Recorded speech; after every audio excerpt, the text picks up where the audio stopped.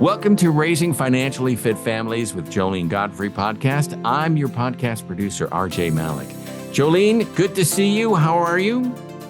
I'm terrific. Happy to be here again, RJ. Excellent. I'm looking forward to another great podcast. It's always enjoyable to sit back and after I throw it to you, sit back and listen. And I see you have a guest. So let's get started. Why don't you introduce your guest and tell us what you're going to be talking about on this podcast? Well, this is a very special guest, and I'm really, truly excited today. So Paul Sullivan, who I'm going to let talk about himself in a moment here, was for a very long time New York Times columnist, writer on the Wealth Matters column. And in that world, he and I shared a culture many times because we work with many of the same families, have known many of the same companies and experiences. And so I feel like I really am talking with an old, familiar friend today. Well, not that old. You're even younger than I am. But that said, this is also the author of a wonderful book called Clutch, which I hope you will actually talk about today again, Paul, because there are themes in that still resonate for me. So with that, let's get into it. I really do want to talk about Dad. So please tell us a little bit about the new company, or it's not so new now. It's a running firm. Talk about the company of Dads and a little bit about your journey to get here. And then we'll talk about how we overlap. Sure. Happy to do that, Joline, and happy to be on with you today. So yeah, I started the company Dads 3 years ago after a 13 plus year career writing the Wealth Matters column in the Times. You mentioned my book Clutch. There's another book that also be very relevant to your readers called The Thin Green Line, and that was all about how we think about money. Yeah, and that was a great book about this sort of audience of folks I think might enjoy it. But I started the company Dads, and we do three things. We do media, community, and workplace education. And it came about because for 7-8 years before the pandemic, I was what I call an undercover lead dad. Now, let me unpack what those three words mean.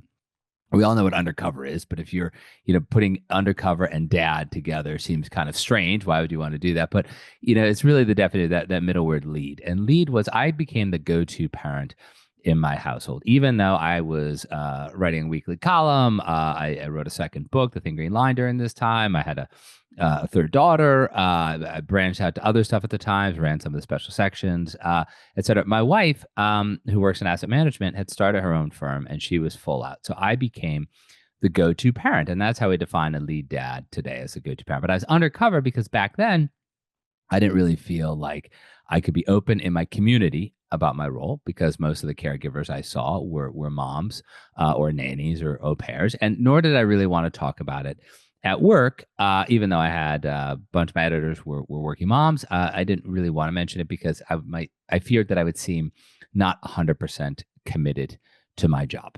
And I love the Times. The Times is my identity. I love the job, loved everything about it. But of course, COVID happens. Our kids come home. We have no idea when they're going to go back to school.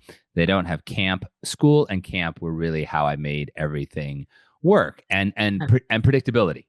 And when that disappeared, with no end in sight, I turned to the internet, as everybody would do today, to see if there was a resource for dads like me, and there wasn't. So fast forward 2020, fast forward 2 years. I leave the New York Times and I start the company Dads because I knew that there was this hole there. How did I know this?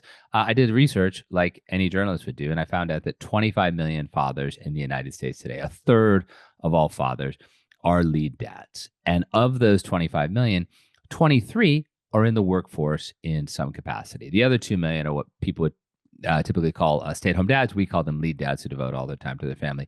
And with that, I said, okay, here's a community. I want to serve that community. And the second part I knew from writing books like Clutch, from writing books like The Thin Green Line, where I gave a lot of keynote talks, that even the most well-meaning companies in America don't always make the best decisions. And I knew that when it came to caregivers and parents, coming back from COVID was going to be challenging for everyone, and chances are companies would make mistakes. And of course they did.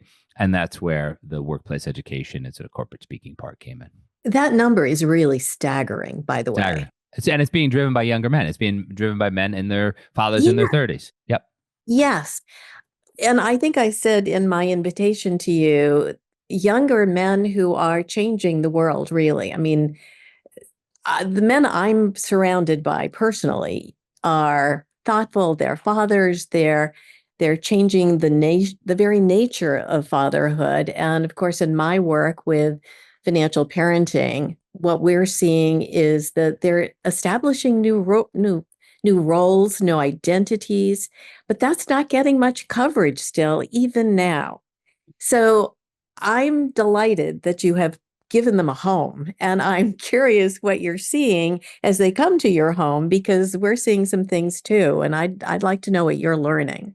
Well, I think you made a couple great points there. And first of all, you have this new group of dads, but what do we call them? And that's why the term lead dad is Yeah. so important, because it's proactive, it's positive. And what were terms before that we use? We use terms like the house husband. We use terms like, Mr. Mom, or if somebody wasn't working to their full, they say, oh, they're retired. And these were all pejorative. And this pejorative language starts in boyhood. Like if you have a little girl, I've got three daughters. If you have a little girl, and she's really interested in super active outdoor stuff and think, quote unquote, that are more boyish, she becomes a tomboy. And that is okay. The reverse of that for a boy, for a young man, is if he is more interested in things that are not traditionally associated with boys, running, playing, but he wants to Right. color, so he becomes more of a sissy, becomes more of a mama's boy. So that language is so important. And so pushing into that term lead dad, we're helping men find a better way to describe themselves. Now, to Yeah. answer your actual question, what have we done with this community we've created? I jokingly say we don't have a draft. This isn't like we're not going out and saying, okay, you're a lead dad, you got to come, you got to join. That's it, sign up. Right. So all the people who are coming to us are self-selecting, and what is it? What's the reception? It's universally positive. If they weren't coming to me, they wouldn't want this. But the thing that makes me so happy and so proud is so many people, thousands and thousands of men in the company of dads right now are guys that I never would have met otherwise. So they're coming. They found us. They found a home here. But two, a vast majority of them will say at some point when we first meet, I am going to identify as a lead dad. I'm so glad you use this phrase because it gives me something to latch onto. And these are guys who are, I think of this guy who works at Cisco, big job at Cisco. His wife is a neuropsychologist, does sort of IEPs and stuff like that. And he is the lead dad because he has more flexibility in his role. He loves calling himself a lead dad. And I can also think of a guy who is a spouse of a managing director at Goldman Sachs, who is a full-on lead dad, takes care of their kids, helps with their homes and all this stuff. And until we started using this term, he didn't know how to identify himself at cocktail parties. He'd met other men that his wife would be interacting with professionally, and he struggled. Now that he can say he's a lead dad, it's either a conversation starter, or people just skip right over it and they go on to talking about, the Yankees or the Red Sox or whatever. So it's been super positive, and that's what probably I'm most proud of. Wow. It's also generational. I began to notice a while ago with the rise of, and this has obviously happened for a while, with the rise of something called family councils. Mm. For a very long time when I started my career, and this is way long ago, 2.5 decades ago now, but I can't even say the actual number out loud, but nonetheless, it was all about the patriarch in families. But then along came the internet, to your point, and suddenly family members had a way to communicate around one another. They did not have to take the word of God from the patriarch, essentially. And suddenly the disruption of generational language began to happen, and siblings and cousins could talk directly to one another uninterrupted. And I've begun to see that the top-down authoritarian conversation in families is now much more lateral. And so I think many men and women are looking for other ways to identify or to evolve, maybe is what I'm thinking about, from the patriarchal rule in families to what I think of as a more democratic or at least collaborative way to work and talk. That's giving children now a completely different idea of what a dad or even a mother is than I think I grew up with. I'm curious what's happening in your own home when you became lead dad, what happened or did anything? And what are you seeing with other guys, So I think in my own home, my daughters were 4 and 1, and the third one wasn't born yet when my wife started her own firm. And so I don't think my daughters knew anything else. They just knew that I was a lead dad. Now that my oldest daughter is going to turn 16 this summer, I think, she realizes that it's something different. But for them, again, 3 daughters, it's empowering. They don't feel like they have to fit into these pretty stereotypical gender roles. And that's one thing we talk to companies all the time about is like there are only two things that moms can do that dads can't do. They can carry a child for 9 months and give birth. And if they so choose, they can breastfeed. Everything else has become gendered. And when you start changing that, when you start so much, not in a bad way, like we're breaking down the patriarchy or something like that, but we're just sort of opening it up and saying, look, just because you're the lead dad doesn't mean you're staying home full time. It means you're the one who's perhaps better organized. Perhaps you're the one who's better with communication, or you're the one that just likes to do certain things. And on the flip side, it doesn't mean that the mom, the working mom, is not doing anything. Perhaps you're just owning different tasks. And so, for example, in my house, I own everything when it comes to play dates, organizing our calendar, knowing where my kids are going. But my wife, on the other hand, she does everything around, presents and gifts. And so for me, I'm just as surprised on Christmas morning as my kids are because that's something she loves to do. And then we sort of take turns. We were taking 2 vacations this year. She planned one. I planned the other one. So we kind of, but the key part here and the things, and this kind of plays into what you're talking about, how the patriarchal authoritative way of being is being challenged, is that our daughters see us having conversations about these things. There isn't an assumption that dad, because he's a man, will do this, and mom, because she's a woman, will do that. They see us having these conversations, and that's the most important thing. Because if we know one thing about children is they're much better, they're keen observers of us, and they're much better at watching what we're doing than they are at listening to what we say. It's so crazy because what you're describing is such, I think, a better, more organic way to blow up gender roles than what we I can't believe. I am a confirmed feminist. Let me be clear. Nonetheless, I think this is so much healthier than trying to blow up gender roles rather than letting them organically come from what our strengths are that we come to the party with. Look, at the company of dads, our tagline is helping families fulfill their full potential. We're not talking about dads. We're not talking about moms. We're not talking about kids. We're saying helping families fulfill their full potential. And then the second part of that is in the community and at work. And this is the benefit to both people as they go about wherever they live and those who are working. It's also changing the nature of, who is going to be promoted, who is going to be hired, who is perhaps going to be fired, but who's going to rise up the ranks. And there's no reason for it to be based on the assumption that mom will always be the caregiver. The assumption should be we have parents and hopefully we've not hired people who are sociopaths and they actually like their spouses and they like their kids and they want to be involved in their family.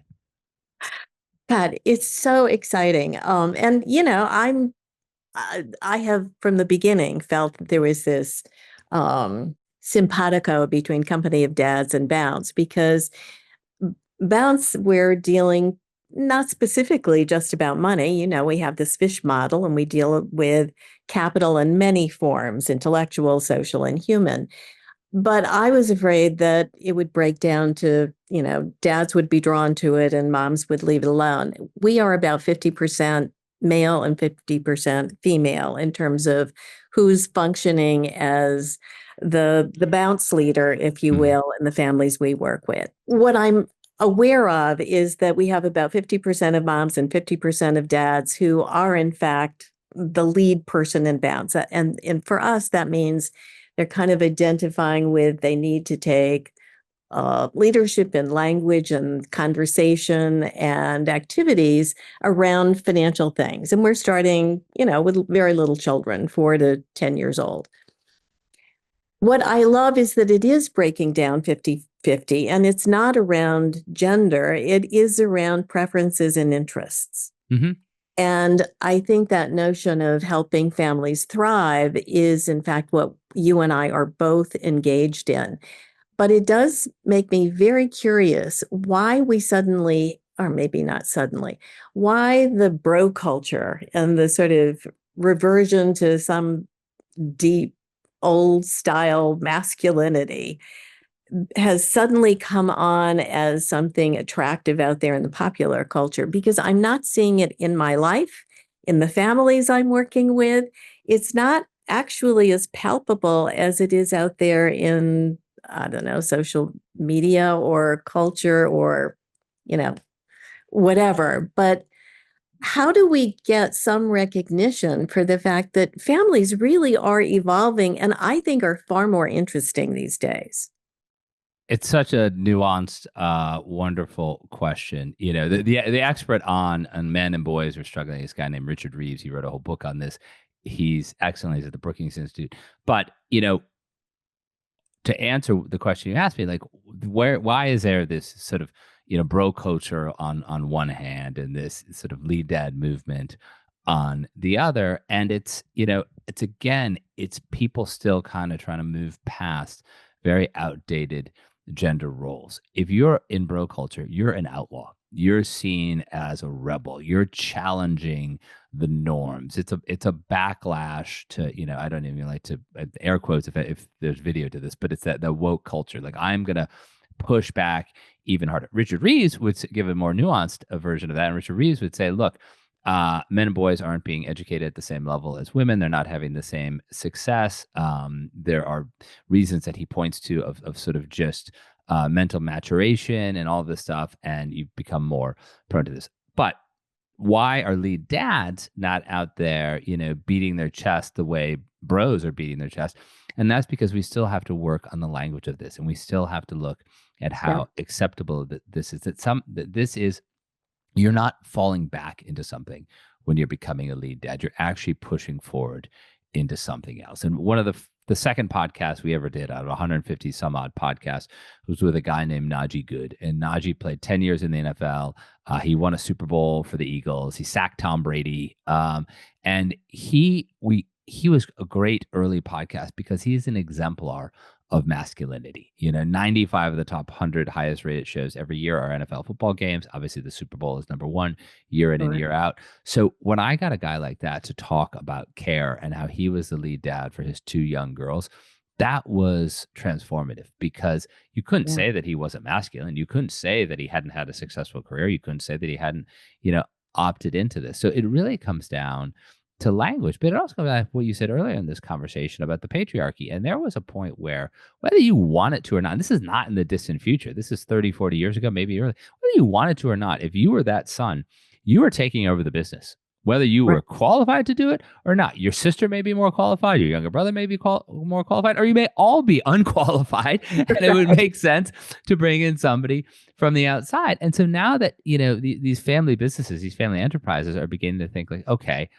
who is the most, if the goal is to preserve the family, if the goal is to move this to the next generation, what is the best way to do this, as opposed to, you know, shoehorning Bob into this role, and Bob may or may not be qualified. Same thing is happening around care and parenting. Like, if you are the lead dad and you just happen to be more equipped at the organization, you happen to just be somebody who likes the kids more, not that, you know, parents don't like their kids, but you like kids more, why shouldn't you step into that role and the mom does, you know, something that is more suited Yeah. to her interest and skills? Right. This is such a refreshing and wonderful conversation for me after the bill that just passed over the weekend, because I feel as though that bill does try to entrench something that was rather than what might be. And I think you and I are working in worlds where what might be is every day a fresh possibility, which allows me to go on every day. And I love to hear that you're feeling or experiencing that with your community as well. So it's incredibly encouraging. And I know we're doing a community event together Mhm. in the not so distant future. So I'm hoping we'll pick up on this. But I have another question for you that's related but a little different. And that is, um, I've worked in big companies and big enterprises long enough, as you have, to know that inside a company, the quest for innovation is just what you do. You spend a lot of money on it so that you are competitively advantageous, and innovation is what makes you cool. I talk about innovation in families all the time. And of course, what you and I are talking about right here is, in fact, an innovation. That lead dad notion is completely innovative. Families are hardwired almost to be stable, to not have change. And so, as we're encouraging innovation, I think it's interesting that you speak to language. Changing language is part of it. What do you think some of the other, I don't know, tools, opportunities are to help families be more innovative in the way they think about the roles and how to run a family when it comes right down to it?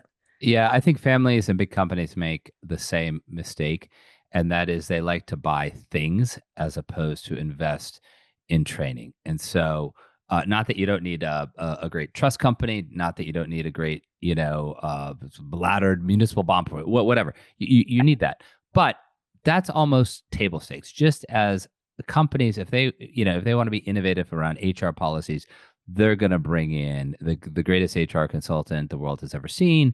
They're going to offer all of these bells and whistles, not just maternity leave, but paternity leave. They're going to give bereavement leave. They're going to give adoption leave. They're going to offer everything you can imagine. When they roll that out, it's going to look great. And where that fails, just as where families struggle and fail, is when there isn't the money invested in innovation around communication. And so you could be XYZ company, have spent $10, $20 million on the greatest HR plan the world has ever seen, but it only takes a handful of managers to say outdated, antiquated things to ruin that plan. What do I mean by that? A woman comes to you and says, I'm pregnant. There is one and only one answer. It is congratulations. And you say nothing else. That is all you say. Now, that's easy. That's easy to train, but good people still say stupid things.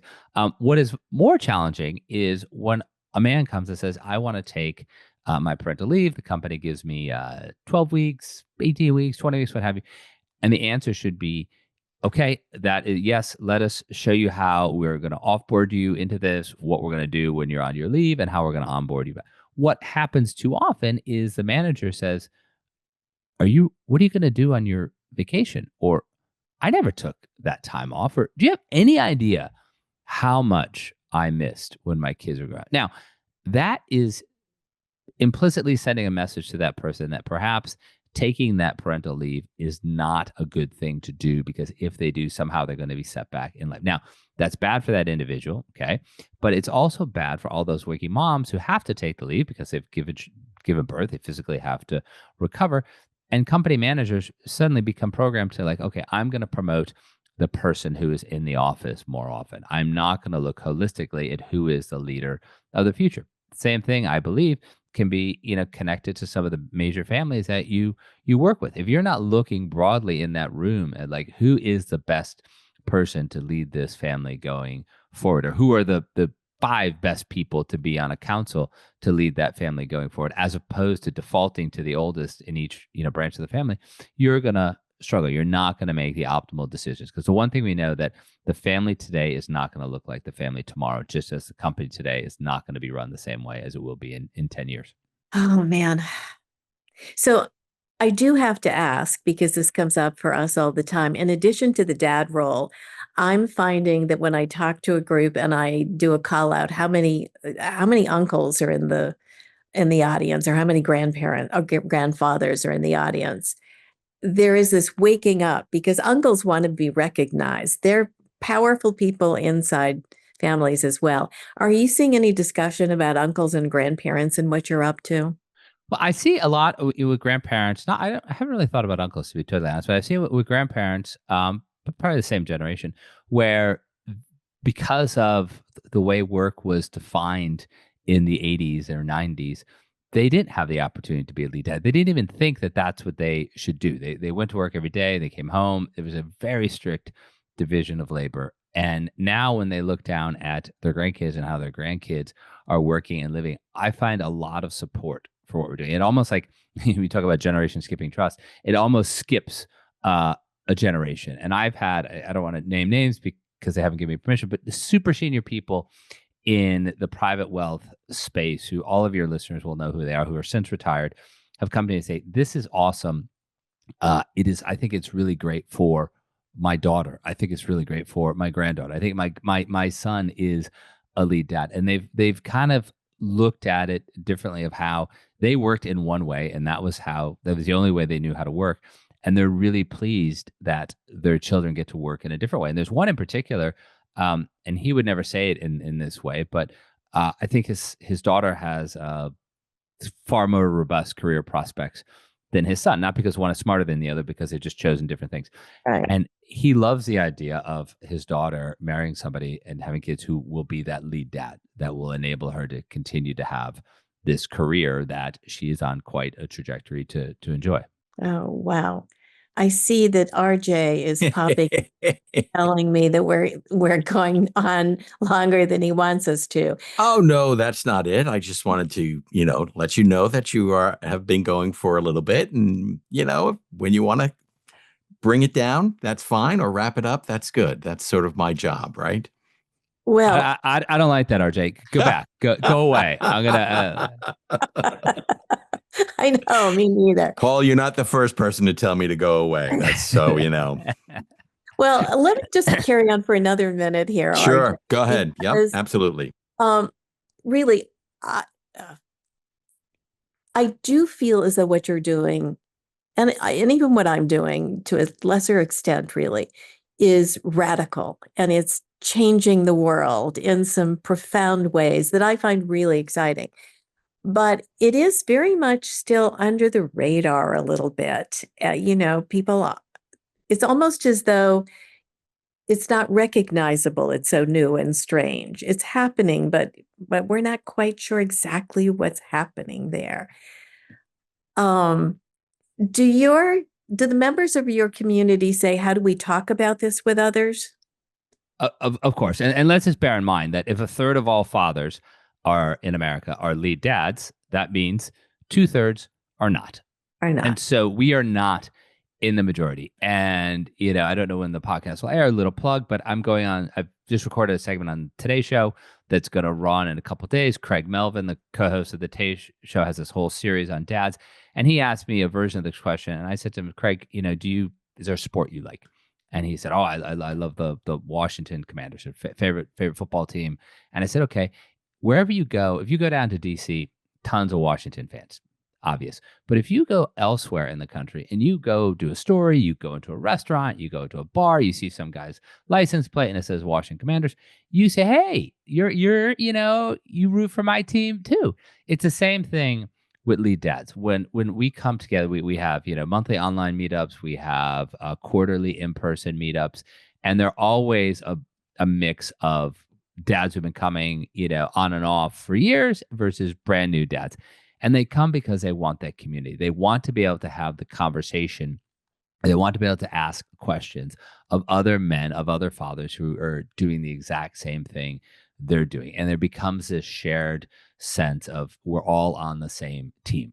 No different really than how men cheer for their favorite football team, favorite baseball team, whatever. Right. You have that community. And so we come together and we're all lead dads, and we're all on the same team. Just as not everybody is a fan of the Washington Commanders. So if he went into a New York Giants bar, he's going to get booed, But it's Right. that way of thinking, and I think it resonates a lot with men. Well, that's really, honestly, you've made my day, Paul, and thank you for doing this podcast with me. And I can't wait to talk about how to use our time for the community event that's coming up.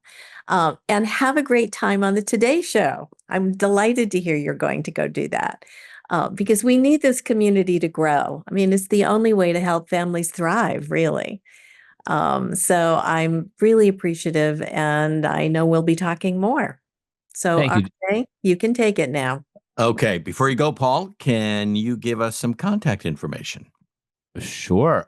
People can find what we're doing by just going on thecompanyofdads.com, thecompanyofdads.com. And we always say a great primer for guys wanting to understand what's happening is to sign up for our newsletter, The Dad. And that's just as easy, thecompanyofdads.com/The Dad.